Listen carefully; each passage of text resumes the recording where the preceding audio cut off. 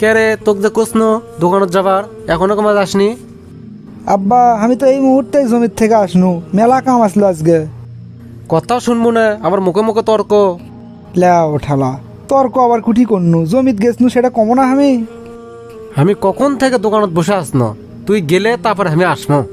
তোর তো যাওয়ার সময়ই হলো না, শেষে দোকান বন্ধ করে থুয়েই আনো। পড্ডি কাস্টমার আসে যে ঘুরে যাবি। তাহলে আবার আমাক জমিত যাবার কাউকে, জমিত যাবার না করলেই তো হয়, তাহলেই তো ঠিক টাইমে দোকানত যাবার পাই। তো তুই জমিত না গেলে জমির কাম করবি কেরা? ও, জমির কামও আমার করা লাগবি, বাড়ির কামও করা লাগবি, আবার টাইম মতো দোকানও তো যাওয়া লাগবি। আমি তো মানুষ লই, আমি রোবট। তুই তো বড় বেয়াদব হয়ে গেছু রে, খালি মুখে মুখে তর্ক করিস। আমি আছি এক টেনশনে, বেটাটার পরীক্ষা কি ব্যান করিচ্ছে না করিচ্ছে। আব্বা হামও তো তোমার বেটা, আমার কি পড়াশোনা করবার মন চায় না? মন চাইলি তোর পড়া লিখবি, তোর পাশে আমি কোনো টাকা পয়সা খরচ করে পাবো না। তুই তাড়াতাড়ি দোকানত যা। দুপুরের খাবারটা তো খাইনি, না খাই দোকানত যাবো? হ, না খেয়েই যা, দোকানত থেকে এসে ভাত খাস। এডে বলে আমার বাপ। আব্বা তো আগে ইনকা আসলো না, আমাকে আগে কত আদর করিচ্ছিল, কত কি কিনে দিচ্ছিল, স্কুলে ভর্তি করে দিছিল পড়ার জন্যে। যে আমার মা মরে গেল আর নতুন বিয়ে করলো, তারপর থেকে আমার ভাগ্যটা পুড়ল। খিদেও লাগছে, কি আর করার, কপালে ভাত নেই, দোকানত যাই দুটো বিস্কুট খাই পানি খামো হয়নি। যাক বাবা, বেটার আমার পরীক্ষা শেষ হলো। এই বেটাই আমার ভবিষ্যৎ। অক মানুষ করতে পারলে আমার টেনশন নাই। আমার বেটা চাকরি বাকরি করলে আমি বসে থেকে খামো, আমার আর দোকানদারি করে খাওয়া লাগবে না। কে রে বাবা, কুটি যাচ্ছু? কুটি আবার যাবো, কলেজত যাচ্ছি। কলেজত যাচ্ছু? যা বাবা যা। আব্বা আমার বন্ধুরা সব হুন্ডা লিয়ে যায়, তুমি আমাকে হুন্ডা কিনে দেবা না? হুন্ড কিনে লিবু তো কবু না আগে? হ্যাঁ যে কইলাম, দেও এখন কিনে। ঠিক আছে, তো কালকেই হুন্ডা কিনে দেবো, দরকার হলে জমি বেচবো 10 শতক।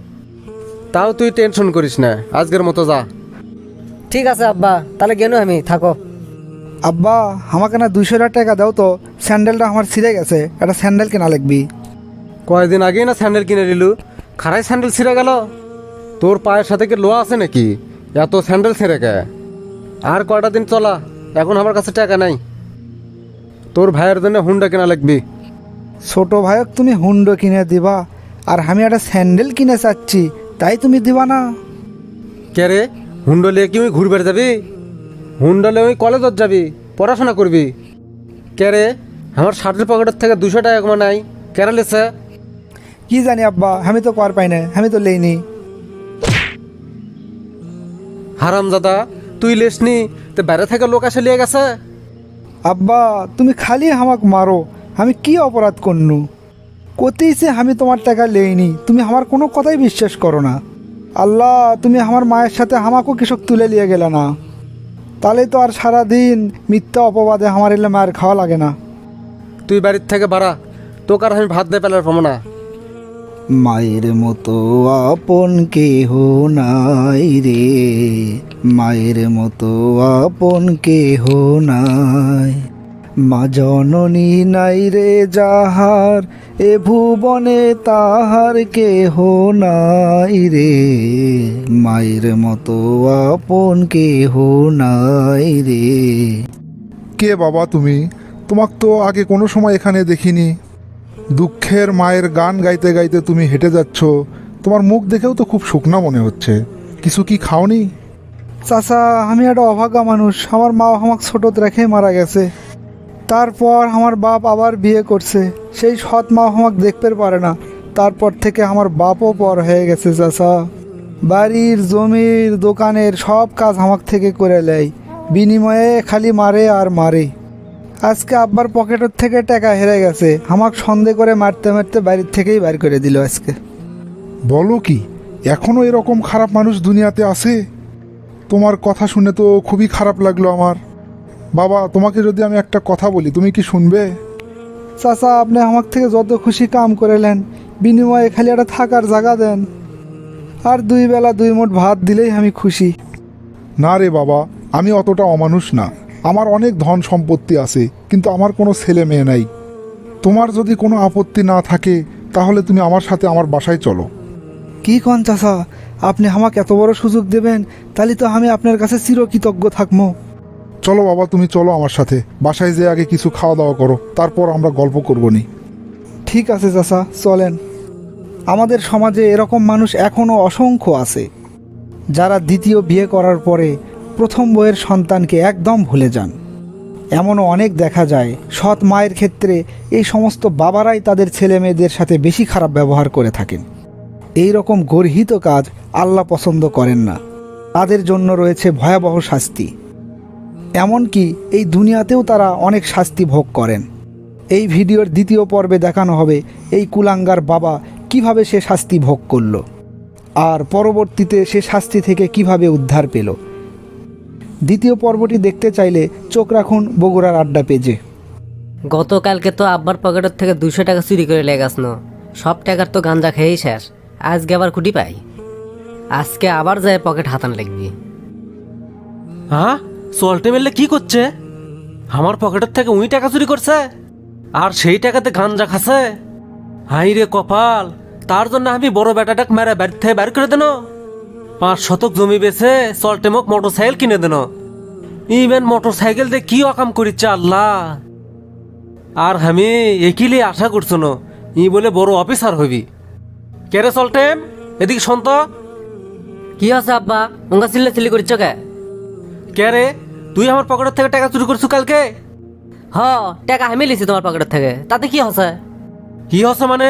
তুই জানিস এই টাকা চুরির অপরাধে তোর বড় ভাই বাইর থেকে বের করে দিছে আমি। আপদ বিদায় করছো, ভালো হচ্ছে।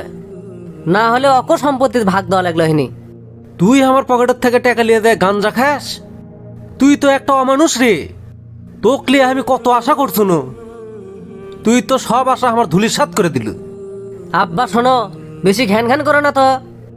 জানাই যখন গেছো তাহলে আর গোপন থেকে লাভ কি? 500 টাকা দাও, আমার লাগবি। কি হচ্ছে? এরপরও তুই আশা করিস আমি তোকে টাকা দেবো?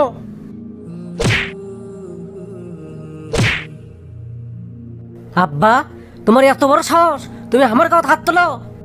তুমি জানো আমি থানার লিডার, আমার আন্ডারে 100 সলবল ঘরে। খালি তুমি আমার বাপ, সেজন্য আমি তোমাকে কিছু কোনো না।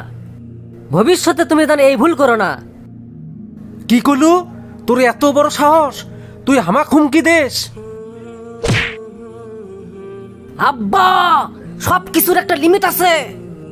তুমি কোলে লিমিট ছেড়ে যাচ্ছ। তুই এখনই আমার বাড়ি থেকে বের হয়ে যা। ঠিক আছে, বাড়ির থেকে বের হয়ে যাচ্ছি আমি, কিন্তু 1 ঘন্টার মধ্যে তোমাকে আমি এই বাড়ির থেকে বের করবো। চ্যাংরা ফ্যাংরা আগে আনি দাঁড়াও।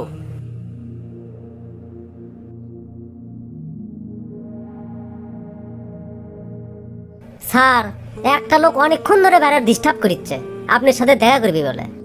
কোনো মতেই ওই লোক সরান যাচ্ছে না। সে একটা নাসর বান্দা। কি করবো স্যার? আমার সাথে দেখা করার জন্য বসে আছে?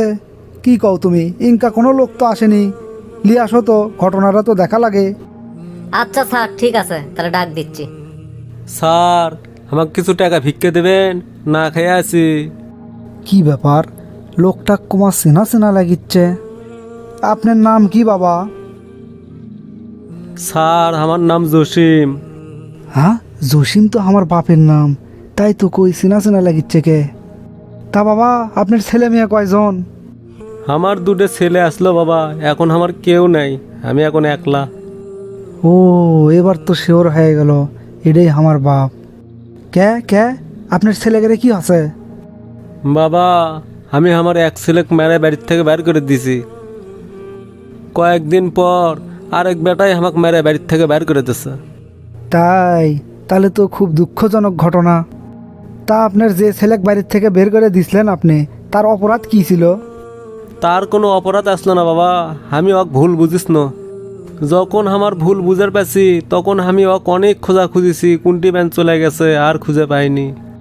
ওটাই আমার হীরের টুকরো বেটা আসলো বাবা, আমি ওর উপর অনেক অন্যায় করছি, এই জন্যে আল্লাহ আমাকে এই শাস্তি দিছে। আচ্ছা, আপনার ওই বেটাক বাড়ির থেকে বের করে দিছিলেন কি কারণে? আমার পকেটের থেকে টাকা চুরি হয়েছিল, সেই জন্য ওকে মেরে বাড়ির থেকে বের করে দিছি। পরের দিনই শুনি আমার ওই ছোট বেটা ওই টাকা চুরি করছে, চুরি করে গাঞ্জা খাচ্ছে। তাহলে কি আপনি আপনার ভুল বুঝার পাচ্ছেন এখন? হ্যাঁ রে বাবা, আমি আমার ভুল বুঝার পারছি। আব্বা, আমি তোমার সেই বেটা যাক তুমি চর থাপ্পড় মেরে বাড়ির থেকে বাইর করে দিছিলে। একটা স্যান্ডেল কিনে চালেও তুমি আমাকে দেওনি, আর তোমার ওই বেটা মোটর সাইকেল কিনে দিচ্ছিলে। আগে খালি শুনছি মাও মরে গেলে বাপও নাকি সৎ হয়ে যায়, তুমি তার উজ্জ্বল দৃষ্টান্ত আসলে। একবারও তুমি আমাকে বোঝার চেষ্টা করনি, আমার জন্যে তুমি কিছুই করনি, সব করছো ওই বেটার জন্যে। আর আজকে তুমি ওই বেটার জন্যেই বাড়ি ছাড়া, ওই বেটাই তোমাকে মেরে পিটে বাড়ির থেকে বের করে দিছে। বাবা, তুই আমার বড় বেটা, বাপ হয়ে আমি তোর কাছে ক্ষমা চাচ্ছি বাবা। তোর সাথে আমি যে অন্যায় করছি আমার স্থান হবি জাহান্নামে। তুই যদি আমাকে মাপ না করিস আমার কোনো মাপ নাই। যতই হোক তুমি আমার আব্বা। কথায় আছে আল্লাহ যা করে ভালোর জন্যই করে। তুমি আমাকে বাড়ির থেকে বের করে দিছো, কিন্তু আমাকে আরেক বাপ আশ্রয় দিছে, তাই আমাকে মানুষের মতো মানুষ করছে। তার এত বড় একটা কোম্পানি, সব দায় দায়িত্ব আমার ওপর ছেড়ে দিয়ে তাই নিশ্চিন্তে বাড়ির থাকে।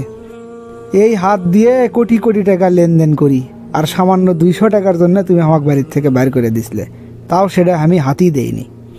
যাই হোক আব্বা, কপালে আসলো দেখেই হয়তো এলে হসে। তোমার যদি কোনো আপত্তি না থাকে আব্বা, তাহলে আজ থেকে তুমি আমার সাথেই থাকো। এত কিছুর পরেও তোর কাছে আমাকে আশ্রয় দিব বাবা। এটাই তো মানুষের ধর্ম আব্বা।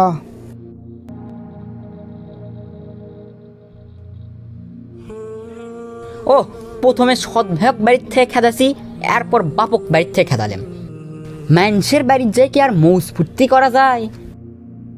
এখন নিজের বাড়ির ঠ্যাংয়ের ওপর ঠ্যাং তুলে দিয়ে গাঞ্জা খামো, দেখি কোন শালাই আমাকে আটকায়। ও সামরে তোমার সনে, সামরে তোমার সনে, একেলা পায়াছি রে শাম, একেলা পায়াছি রে শাম, সকল সখী গণে আজ পাশা খেলবো রে শাম, আজ পাশা খেলবো রে শাম। বাপ রে বাপ, তুই এত সম্পত্তি করে ফেলাছু? আমার তো কিছুই লয় আব্বা, আমার নতুন বাপের এগুলো সব। কিন্তু তাই তো আমাকে কোনোদিন পর ভাবে না, আমিও তাক নিজের বাপের মতোই মনে করি। সেটা যাই হোক, এখন তুমি কও তোমাকে বাড়ির থেকে তোমার ছোট বেটা কেমনে খেদালো? ওর গুন্ডা বাহিনী নিয়ে আমাকে মারতে মারতে বাড়ি থেকে বের করে দিয়েছে রে বাবা, আর জোর করে সব সম্পত্তি লেগে লেছে। ওই ছোটোবেলার থেকে এনা খারাপ সেটা জানি, তাই বলে এত বড় হারামি কাজ করবি সেটা আমি চিন্তা করিনি। তা তোমার উপর ইনকে অত্যাচার করলো, তুমি পুলিশের কাছে যাওনি? পুলিশের কাছে যায় কি হবি তুই ক? টাকা ছাড়া কি দুনিয়াত কোনো কাম হয়? ওর ব্যবস্থা আমি লেমো, কিন্তু তার আগে ওর সাথে আমি এনা দেখা করবে চাই। না বাবা না, তুই যাস না ওর কাছে, তোকেও মারবি। উই অল টাইম নিশার মধ্যে থাকে। সেই চিন্তা তুমি করো না, আমার গাঁত হাত তোলার সাহস পাবি না। বাবা গেলে খুব সাবধানে যাস, উই খুব ডেঞ্জারাস চ্যাংরা। আচ্ছা আব্বা, তুমি তাহলে ফ্রেশ হয়ে খাওয়া দাওয়া করে রেস্ট নাও, আমি না ওর সাথে দেখা করে আসি। বাড়ি ডাকতে একবারে জুয়োর আসর বেনে ফেলে দিছু, আমাকে তো বাড়ির থেকে বার করে দিছুই। কে রে বাপ কি তোর পর হয়? বাপকে বাড়ির থেকে বার করে দিলু? কি ব্যাপার, তুমি কোমা আবার বাড়ি যাচ্ছ? তোমার এত বড় সাহস? কে এই বাড়ির ওপর আমার অধিকার নাই? আগে আসলো এখন নাই। সব সম্পত্তি আব্বা আমার নামে লিখে দিছে। লেখে দিছে না জোর করে লেখে লিছু? সোজা আঙ্গুলে ঘি না উঠলে আঙ্গুল জানা বেকা করাই লাগে। তুই কি মানুষ না অমানুষ রে? নিজের জন্মদাতা বাপক তুই গুন্ড দিয়ে মেরে সয় সম্পত্তি লেখে লিলু। এগলে করে তুই কি সুখে থাকতে পারবো মনে করছো? অঢেল ছয় সম্পত্তি থাকলে সুখে থাকতে আর কি লাগে? তুমি এগুলোর কি বুঝবা, করো তো টোকাইগিরি। মুখে যা আসে তাই ডেলিভারি দিস নে, আমার সম্পর্কে তোর কোনো আইডিয়াই নাই। হ 5,000 টাকার বেতনের ব্যান চাকরি পাচ্ছ, তার ফুটনি থর জায়গা পাচ্ছ না।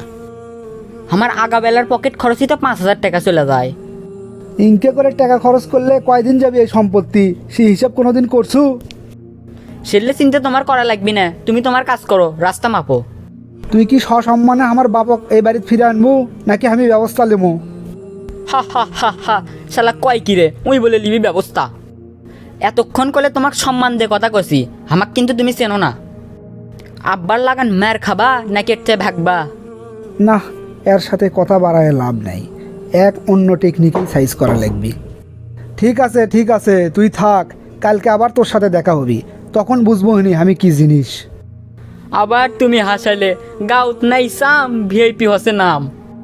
স্যার আপনি আমাকে কৃষক অ্যারেস্ট করে নিয়েলেন? আপনি জানেন না আমি লিডার? এখনো যে তোকে বসান দেয়নি, এটাই তোর সৌভাগ্য রে। তুই তো সামসিকে লিডার রে, উপর মহলের হুকুমে তোকে ধরে নেওয়া হচ্ছে। ঘটনা কি? হামাক ধরার জন্য উপর মহলত থেকে কেরা নির্দেশ দিল? স্যার আমার মতো সুনোপুটিক ধরার জন্য উপর থেকে কেরা নির্দেশ দিল? কথা কম ক, থানার যে তোকে বুঝাচ্ছি।